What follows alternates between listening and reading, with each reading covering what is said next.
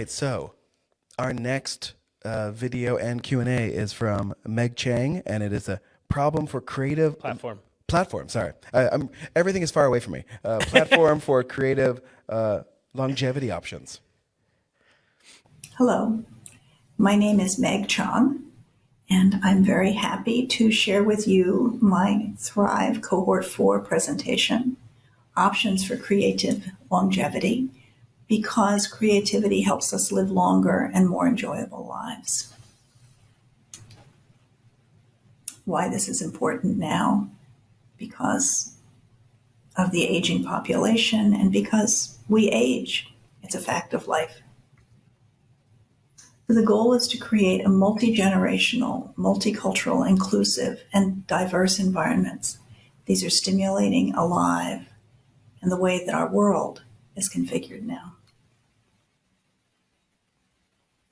I'm personally invested because I've witnessed and experienced the benefits of creative arts psychotherapy from various perspectives as a teacher, as a practitioner, and as somebody who designed a program in my mother's memory care unit with a good friend of mine, Donna Newman-Bluestein, developing a program for caregivers based on nonverbal communication and creative movement.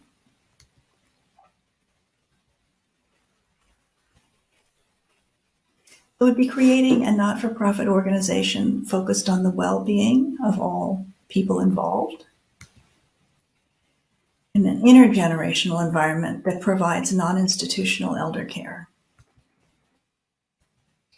The values, of course, are at the center of this, and this is a project that is mapped out with this mind map, and you can see we've considered legal and regulatory issues, certainly business issues, ethos and values of the community, where this might reside, the scale of it, clinical and theoretical issues so that services would be provided by creative arts therapists along with other professionals and paraprofessionals.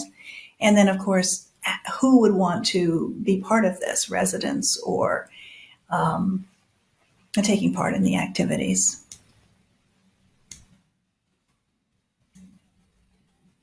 So, challenges.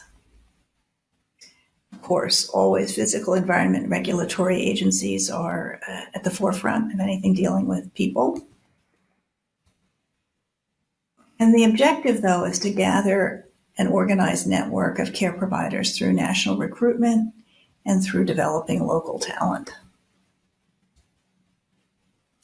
Continuous improvement and staff development is necessary to continue to reinforce the values. And implementation of this has been, my understanding of how to implement this has been greatly enhanced by invaluable conversations with the leadership Tulsa Thrive cohort, with the facilitators, Marisa, Michelle, Donna, and Wendy, and I thank you all.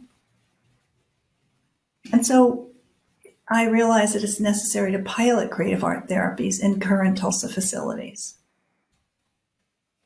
to identify research partner organizations or join ongoing research, to contribute to the research about creativity and aging that is quite robust and continues to grow. And the goal is to to create an environment where creativity and artistic process are at the forefront of daily lifestyle. Thank you very much. Well, that one's very interesting. So I'm just gonna jump right in. So let's talk to Meg. I've got questions. Yeah. Hello. Hello, welcome. Hi, thank you. Thank you for joining us. Yes. Happy to be here. So Apologies to Marcia. Let me just say that right off the bat. My brain just sort of went off track there, but listen, you don't need to apologize for that. So That's all right. We all make mistakes. we do. We all go on tangents, especially when Marcia is involved. So I guess my first question is, why do you think this has a chance to succeed here in Tulsa?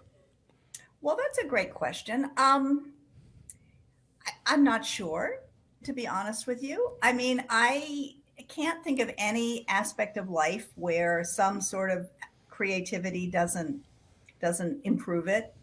So I think that one of the things about as I've been in the Thrive program is looking at different ways of implementing this. So one way might be something very kind of minimal, like going into a facility and providing music therapy, art therapy, dance therapy.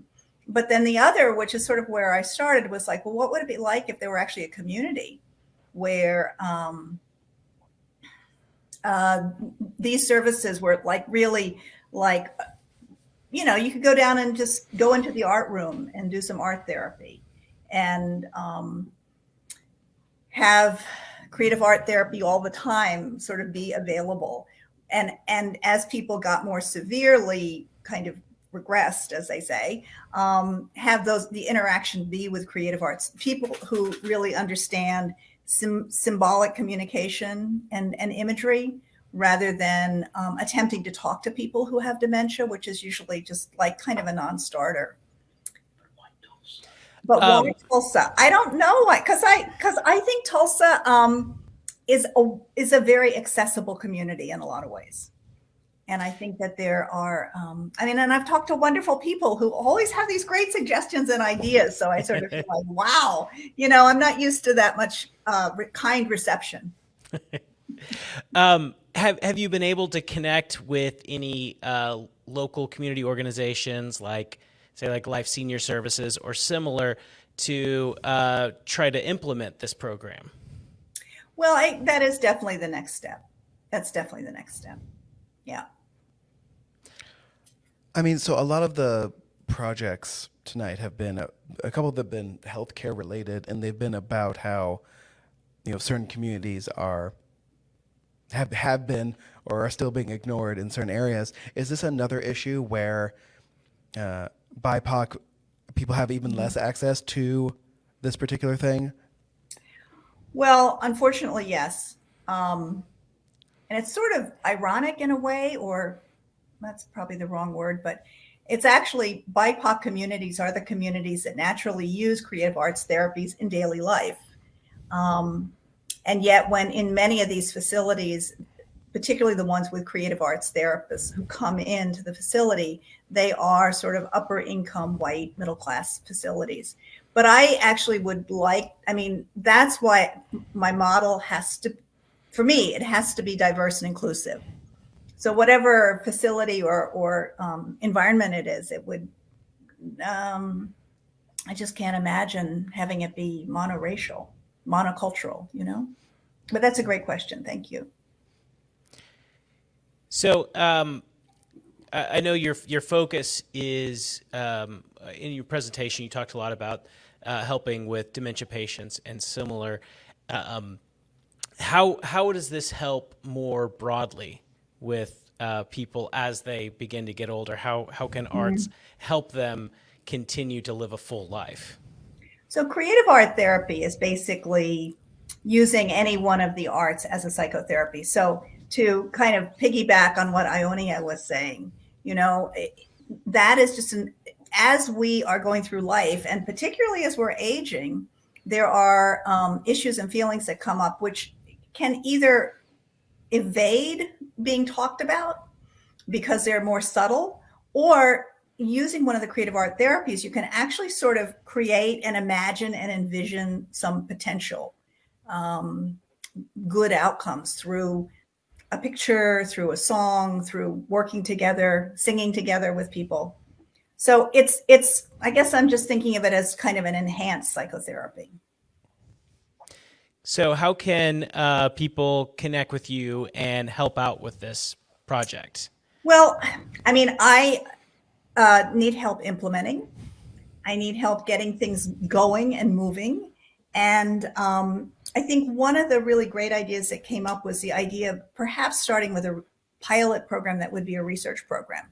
So I actually could use some research partners if there's anybody who's doing ongoing research right now in the senior community, either using the arts or looking at different kinds of forms of interventions. I'd be really interested in joining that. Or if there's anybody who would like to partner with me to put together a project proposal. I really need to have like that next step connected. Mm-hmm. Absolutely. I mean, luckily, one of the great things about Tulsa is you're like one email away from that person. So we'll do our best to help connect you as much as we can. And, Absolutely. Thank you for Thank you. Thank you for joining us tonight. Yeah. Thank you.